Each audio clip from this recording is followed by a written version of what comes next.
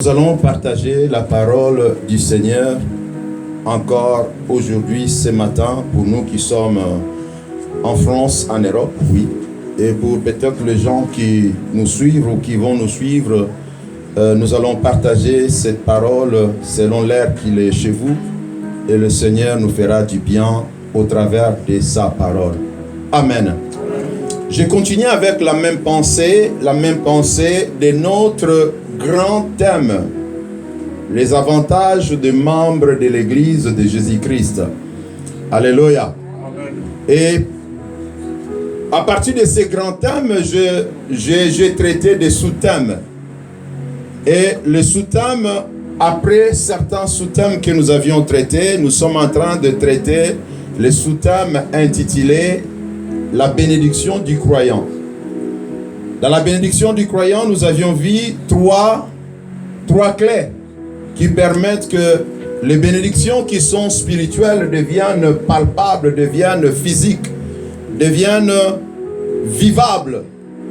Parce que Dieu nous a bénis de toutes sortes de bénédictions spirituelles dans le lieu céleste en Jésus-Christ.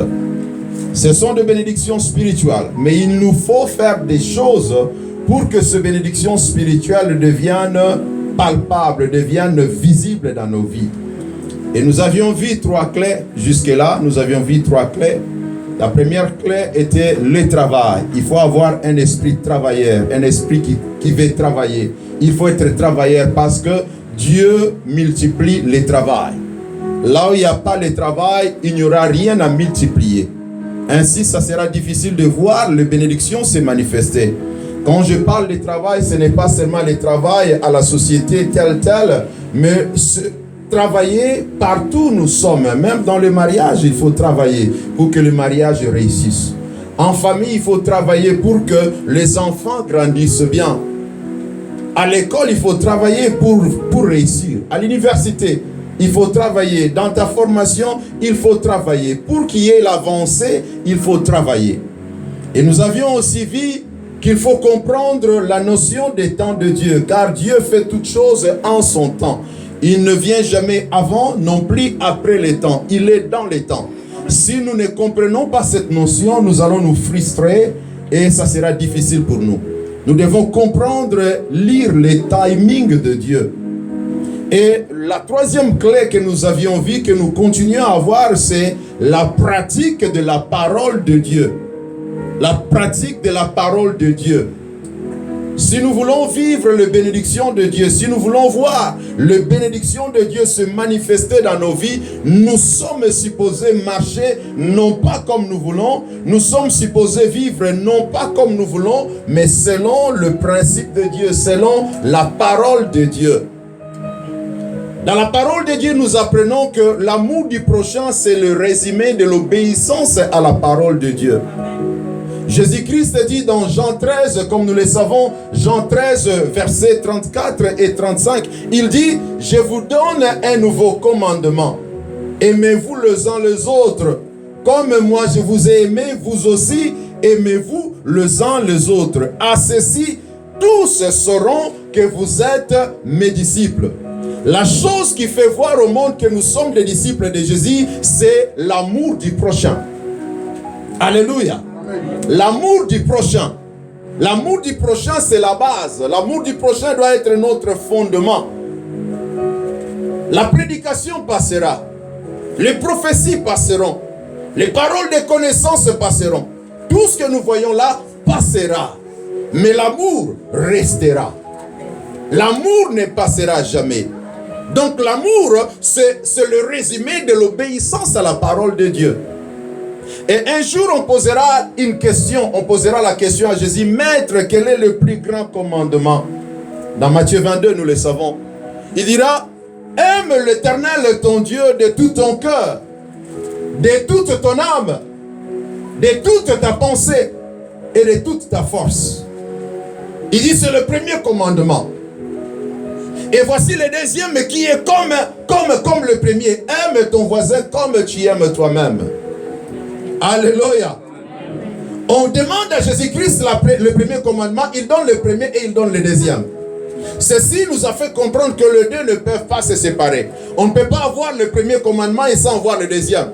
On ne peut pas avoir le deuxième et sans voir le premier. On ne peut pas aimer Dieu et sans aimer le prochain. Et on ne peut pas non plus qu'on aime le prochain si on n'a pas appris au préalable aimer Dieu. Notre amour du prochain doit reposer sur l'amour pour Dieu. Et notre amour pour Dieu doit être démontré par notre amour du prochain. Donc les deux travaillent la main dans la main. Ainsi nous continuons à parler sur l'amour. L'amour de Dieu doit être la motivation derrière tout ce que nous faisons. Comme je prêche là, l'amour doit être l'essence qui me donne l'énergie. L'amour doit être la raison, la motivation derrière ma prédication. Quand je chante, l'amour doit être la raison, doit être ma motivation. Quand je donne mon offrande, quand je donne ma dîme, quand je donne des soutiens, des sacrifices pour que l'œuvre de Dieu avance, l'amour doit être le fondement. Sinon, ça sera perdu. Oui, le monde peut me voir, mais si je le fais en dehors de l'amour, je suis nul devant Dieu. Car on ne se moque pas de Dieu. Dieu voit dans le secret. Vous ne voyez pas mon cœur, mais Dieu connaît mon cœur. Comme moi, je ne vois pas ton cœur, mais Dieu connaît ton cœur. Quand je fais dans l'hypocrisie, Dieu le sait. Et quand tu fais dans l'hypocrisie aussi, Dieu le sait. Et quand nous faisons dans l'hypocrisie, il n'y aura pas de récompense. Ça sera perdu.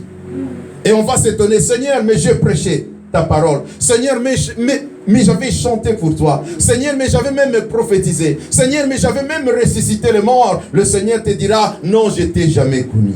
Pendant que tu faisais là, tu n'étais même pas mon disciple. Parce que tu ne le faisais pas par amour, tu ne le faisais pas pour moi, mais tu le faisais pour que le monde te voie. Tu le faisais pour que les gens t'acclament. Tu le faisais pour ton honneur et non pas pour moi. Ainsi, nous retournons encore aujourd'hui. Pendant quelques minutes qui me restent, je vais donner une pensée que le Seigneur a placée dans mon cœur. Alléluia. Amen.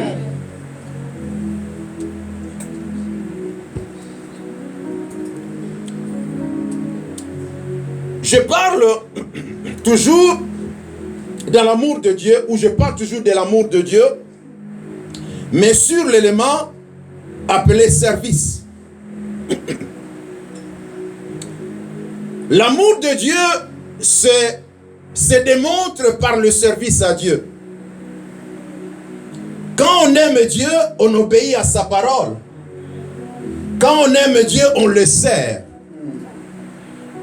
Ne me dis pas que tu aimes Dieu si tu n'es pas prêt à le servir. Pardon. Je ne dois pas te dire que j'aime Dieu si je ne suis pas prêt à le servir. Et c'est quoi servir Dieu? Servir Dieu, c'est tout simplement travailler pour son intérêt. Travailler pour l'intérêt de Dieu, c'est ça, servir Dieu. Et comment on travaille pour l'intérêt de Dieu? C'est en mettant son intelligence, ses talents, ses capacités, son énergie, ses moyens, ses biens, pour le bien de Dieu. Tout ce que nous avons, quand nous le mettons au profit de Dieu, c'est ça, servir Dieu. Alléluia. Amen. Tout ce que nous avons, quand nous le mettons au profit de Dieu, c'est ça, servir Dieu. Amen. Servir Dieu n'est pas seulement prêcher comme je le fais là. Oui, c'est juste une dimension dans le service à Dieu. Servir Dieu, ce n'est pas seulement prophétiser, ce n'est pas seulement évangéliser, ce n'est pas seulement gagner des âmes. Mais servir Dieu, c'est mettre ce qu'on a au profit de Dieu. As-tu de l'intelligence? Quand tu la mets au profit de Dieu, tu sers Dieu. Amen. Es-tu fort physiquement? Quand tu le mets au profit de Dieu, tu sers Dieu. Est-ce que tu as un talent quelconque? Quand tu le mets au profit de Dieu, tu sers Dieu. Alléluia. Amen. Et c'est là partout où nous nous retrouvons. On ne sert pas seulement Dieu dans l'église. Dans ta maison, tu dois servir Dieu. Alléluia. Amen. Dans ta famille, tu dois servir Dieu. Dans le milieu professionnel, je dois servir Dieu. Même quand je vais faire le sport, je dois servir Dieu. Quand je vais même me détendre au loisir, je dois servir Dieu. Partout où je suis, je dois servir Dieu. Au fait, servir Dieu, c'est tout faire pour la gloire de Dieu. Quand on fait tout pour la gloire de Dieu, c'est ça, servir Dieu. Servir Dieu, c'est faire toutes choses de bon cœur. C'est ça, servir Dieu. Alléluia. Alléluia. Nous sommes dans le livre de Deutéronome. Deutéronome chapitre 10, le verset 12. Dieu attend de nous le service. Dieu attend de nous le service. Dieu veut que nous le servions. Alléluia. Je disais Deutéronome chapitre 10, le verset 12. Je vais lire rapidement, je n'ai plus beaucoup de temps. Je vais lire rapidement. Je vais lire dans la version crampon. Je lis de la version crampon. La Bible dit, et maintenant, Israël, que demande de toi Yahweh? Je répète, Israël. C'est Moïse qui pose la question à Israël. Il dit, Israël, que demande de toi Yahweh? En d'autres termes, Dieu, en d'autres termes, éternel. Il demande Israël, qu'est-ce que Dieu attend de vous? Si ce n'est que tu craignes Yahweh, ton Dieu, en marchant dans toutes ses voies, en aimant et en servant Yahweh, ton Dieu, de tout ton cœur et de toute ton âme. Alléluia. Ça ne commence pas aujourd'hui, ça n'a pas commencé aujourd'hui, ça a commencé depuis que Dieu a libéré Israël d'Égypte. Il a voulu que ce peuple le serve. Et ici, Moïse est en train d'informer, il est en train de rappeler à Israël que ce que Dieu attend d'eux, c'est le service. Il y a autre chose, il y a l'obéissance, il y a l'amour, il y a aussi le service. Ce que Dieu attend d'eux, c'est le service. Alléluia. Donc le service, c'est quelque chose que Dieu attend de nous. C'est quelque chose que Dieu attend de nous. Nous sommes un peuple, nous sommes ceux-là qui doivent servir Dieu. Alléluia. Alléluia. Et comme je disais, nous ne servons pas seulement Dieu dans l'église, mais plutôt partout où nous sommes, nous devons servir Dieu. Et comment nous servons Dieu si nous devons le servir partout? En famille, au travail, à l'école, à l'université, partout où nous nous retrouvons, nous devons servir Dieu. Comment nous le servons? Nous servons Dieu en servant les hommes. Amen. Alléluia. Amen. Dieu n'est pas là. Je ne vois pas Dieu là. Je vois des hommes. Amen. Je vois des humains. Je vois de beaux gars. Je vois de belles dames. Je vois des hommes.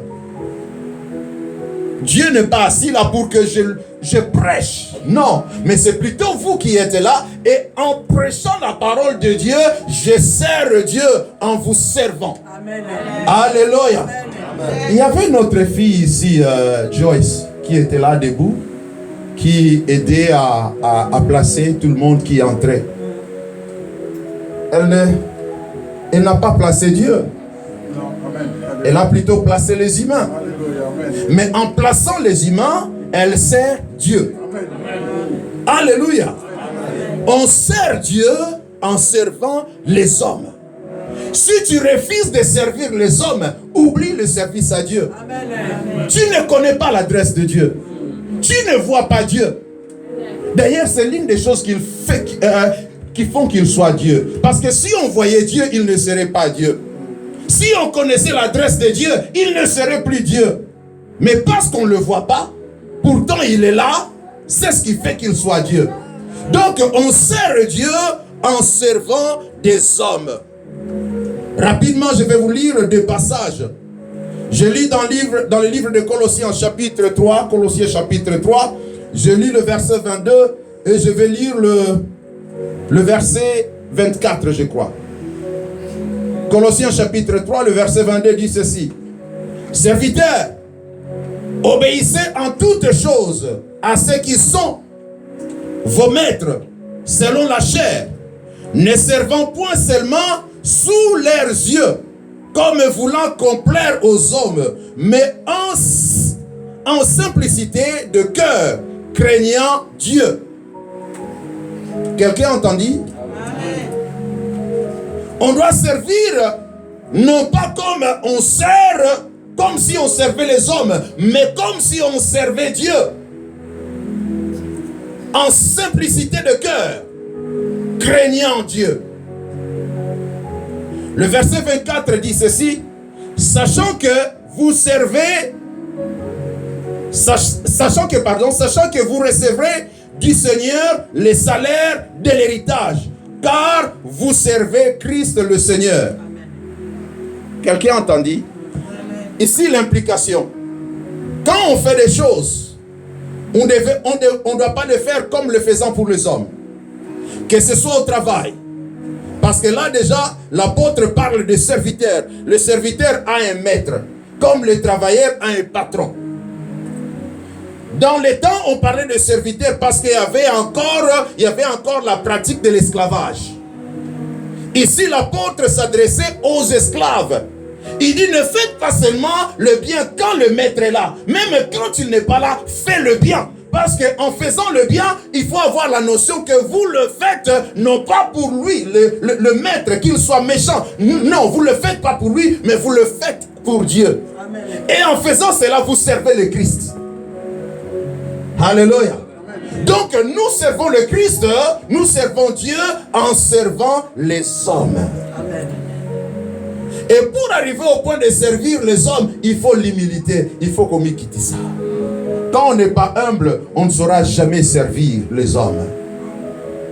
Quand on n'est pas humble, ça sera compliqué, ça sera impossible de servir les hommes. Parce que les hommes sont capricieux.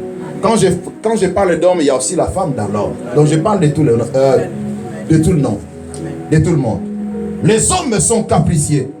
Les hommes peuvent être méchants. Les hommes peuvent être injustes. Les hommes peuvent être incorrects. Ainsi, si on les regarde en servant, on ne va pas bien servir. Il faut voir Dieu à la place des hommes, afin de bien servir. Et en faisant cela, on sert Dieu. Alléluia. En faisant cela, on sert Dieu.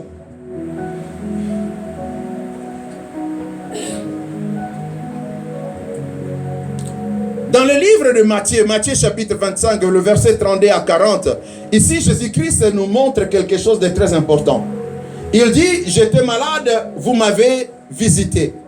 Il dit, j'avais faim. Je vous donne juste le résumé, mais vous allez le trouver dans Matthieu chapitre 25, du verset 22 au verset 32 plutôt, verset 40. Il dit, j'étais malade à l'hôpital, vous m'avez visité. J'étais en prison, vous m'avez visité. Je n'avais pas de vêtements, vous m'avez donné des vêtements. Là, il parle au juste. Au méchant, il va dire, j'étais malade, vous ne m'avez pas visité. Je n'avais rien, vous ne m'avez rien donné. J'étais à l'hôpital, vous ne m'avez pas visité. J'étais en prison, vous ne m'avez pas visité. Mais au juste, il dit, j'étais ceci, vous m'avez assisté. Je n'avais rien, vous m'avez donné. J'étais à l'hôpital, vous m'avez visité. Alors le juste lui pose question, mais Seigneur, quand est-ce que tu étais malade que nous sommes venus te visiter? Quand est-ce que tu n'avais rien que nous sommes venus te donner? Il leur dira, chaque fois que vous l'avez fait à ce plus petit, vous l'avez fait à moi. Alléluia. À chaque fois qu'on fait le bien, même pour les clochards, même pour les mendiants, même pour cela que nous regardons comme le moindre dans la société. À chaque fois que nous faisons le bien à ce monde-là, nous le faisons pour Jésus. Nous le faisons à Jésus-Christ. Donc nous servons Dieu par le service aux hommes. Nous servons Dieu en servant les hommes. Alléluia. Alléluia. Et bien aimé, quand on fait comme ça, il y a des bénéfices. Quand on fait comme ça, il y a la manifestation de bénédiction que Dieu a prononcée. Alléluia. Nous sommes appelés à servir Dieu. Que ce soit à l'église comme ailleurs. À l'église comme à la maison. À la maison comme au travail. Au travail comme au sport. Nous sommes appelés à être des serviteurs. Dieu a fait de nous un royaume de sacrificateurs. Un royaume de rois. Partout où nous sommes appelés à servir. Nous sommes appelés au service. Nous ne devons pas être des gens égoïstes. Nous devons mettre à la disposition des autres ce que nous avons. Et ce que nous avons ne vient même pas de nous. Ce que nous avons vient de Dieu. Car toute grâce excellente et tout don parfait vient de Dieu. Qu'est-ce que tu as qui vient de toi? Ou qu'est-ce que j'ai qui vient de moi? Je n'ai rien. Ce que j'ai, c'est Dieu qui me le donne. Et Dieu attend que je le mette à la disposition de ceux qui sont autour de moi. En faisant cela, je le sers. Alléluia. Est-ce que tu sais faire quelque chose, bien-aimé? Dieu attend que tu le mettes à la disposition de son église. En faisant cela, tu le sers. Est-ce que tu peux faire quelque chose? Est-ce que tu as quelque chose à donner? Dieu attend que tu le mettes à la disposition de ceux qui sont autour de toi. Que ce soit ta famille, que ce soit les amis, que ce soit l'église. Dieu t'attend, bien-aimé. Dieu t'attend. Ne soyons pas des bivards où nous voulons tout recevoir et nous ne voulons rien donner. Alléluia. À celui qui donne, on donnera encore plus. Amen. Mais celui qui ne veut pas donner, on prendra même le peu qu'il a. On lui prendra cela. Dieu nous attend au service. Dieu nous attend au service. Et c'est là dans tous les domaines. C'est là partout où nous nous retrouvons. Dieu nous attend au service. Alléluia. Dieu nous attend au service. Et comme je disais, quand on le fait, il y a le bénéfice. Je ne vais pas lire, mais je vais juste vous donner le passage. Dans le livre de Luc, Luc chapitre 7, le verset 1 à 5. Luc chapitre 7, le verset 1 à 5. Nous avons l'histoire d'un centenier romain. Qu'est-ce qui se passe avec ce centenier? Ce centenier, il a son serviteur malade. Son serviteur est tombé malade au point de mourir. Ce n'est pas le centenier qui est malade, c'est plutôt son serviteur qui est tombé malade au point de mourir. Je crois qu'il a cherché des solutions, il n'a pas trouvé. Je crois qu'il a amené son serviteur à l'hôpital, on n'a pas pu le guérir. Parce que le centenier, c'était un homme bien placé dans la société. Donc il avait les moyens. Et en plus, c'est un serviteur qu'il aimait vraiment, qu'il aimait beaucoup. Et je crois qu'il a cherché à gauche et à droite, il n'a pas trouvé de solution. Bien aimé, il y a des choses, il y a des problèmes pour lesquels on doit seulement chercher Dieu. Il y a des situations pour lesquelles on doit chercher l'intervention divine. On a l'argent, mais l'argent ne fait rien. On a des amis, mais les amis ne peuvent rien. On connaît même des ministres, mais ils ne peuvent rien faire. Il y a des situations où seul Dieu peut faire quelque chose. Cet homme, ce centenier, a cherché au point où il a entendu parler de Jésus. Ce faiseur de miracles. Il a envoyé ces hommes aller appeler Jésus pour que Jésus vienne guérir son serviteur. Et les anciens sont partis. Ces gens sont des anciens. Ceux qui sont partis sont des anciens juifs qui connaissent la loi, qui connaissent les Écritures. Ils sont partis appeler Jésus. Et le verset 4, comme je vous ai dit là, dans Luc chapitre 7, à partir du verset 1er, nous avons l'histoire. Dans le verset 4, nous lisons, ils arrivèrent auprès de Jésus. Qui sont ces? Les anciens que les centeniers avaient envoyés. Ils arrivèrent auprès de Jésus et lui adressèrent d'instantes supplications, disant, il mérite que tu lui accordes cela. Quelqu'un a entendu? Les anciens parlent de centeniers qui n'étaient pas juifs, qui n'étaient pas israélites. En d'autres termes, ils n'avaient pas droit au miracle. Ils n'avaient pas droit que Jésus vienne dans sa maison ou Jésus vienne les secourir. Mais les anciens qui connaissaient les Écritures, ils parlent, ils disent, il mérite que tu lui donnes cela. Amen. Il mérite, qui mérite? Pas le serviteur qui était juif, mais plutôt les centeniers qui étaient étrangers. Ils disent, il mérite que tu lui donnes, que tu lui accordes cela. Le verset 5 nous donne la raison pourquoi. Ils disent, car il aime notre nation Et c'est lui qui a bâti notre synagogue. Waouh! Les anciens juifs disent, il aime notre nation. Cet étranger aime notre nation. La nation juive, c'était l'affaire de Dieu. C'était le business de Dieu. C'était l'intérêt de Dieu. Ils disent, les anciens disent, cet étranger aime ton affaire. En d'autres termes, cet étranger aime ton œuvre. En d'autres termes, je dirais, cet étranger aime ton église. Et c'est lui-même qui a bâti notre synagogue, qui a bâti notre temple, qui a bâti notre église avec ses moyens, bien qu'il ne soit pas juif, mais il a bâti pour toi. Il a mis à ta disposition ce qu'il avait. Vous voyez comment il a servi Dieu? Vous voyez comment il a servi Dieu? Et la suite, quand vous lisez l'histoire, vous allez voir que son serviteur était guéri. Pourquoi? Parce que le centenier avait servi Dieu. Parce que le centenier, bien qu'il n'était pas juif, mais il avait mis à la disposition de Dieu ce qu'il avait. Et il avait bâti la synagogue pour Dieu. Alléluia. Amen. Quand on sert Dieu, on a ses intérêts préservés. Quand on sert Dieu, il préserve nos intérêts. Le serviteur de ce centenier était l'intérêt de Dieu. Plutôt l'intérêt d'abord du centenier. Pour chaque patron, c'est son intérêt que le travailleur fonctionne bien, les travailleurs travaillent bien. Quand le travail travaille bien, ça lui rapporte. Donc il a intérêt que son serviteur soit en bonne santé afin que son travail marche bien. Et lui, il a servi Dieu en bâtissant une synagogue pour Dieu.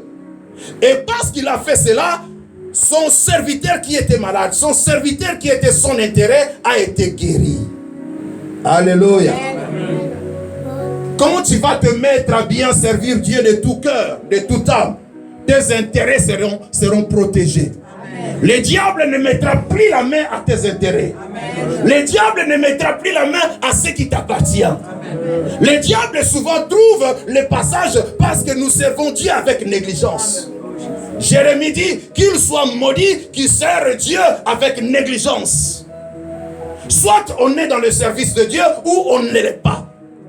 Il n'y a pas de juste milieu. Ou soit on est d'un côté ou de l'autre. On ne mélange pas. Soit on fait bien ou on fait mal. Jésus dit, si tu es ni chaud ni froid, je te vomirai. Alléluia. Quand on sert Dieu véritablement, il protège nos intérêts. Rapidement, nous avons un autre exemple. Nous avons un autre exemple. Dans le livre des Actes. Je vais juste donner l'histoire et vous allez lire à la maison. Dans le livre des Actes, chapitre 9, versets 36 à 41. 36 à 41. Actes, chapitre 9. Qu'est-ce qui se passe? Ici, nous avons l'histoire de Tabitha, qui est aussi appelée Dorcas. Qu'est-ce qui s'est passé? Cette dame était une bonne dame. Elle servait Dieu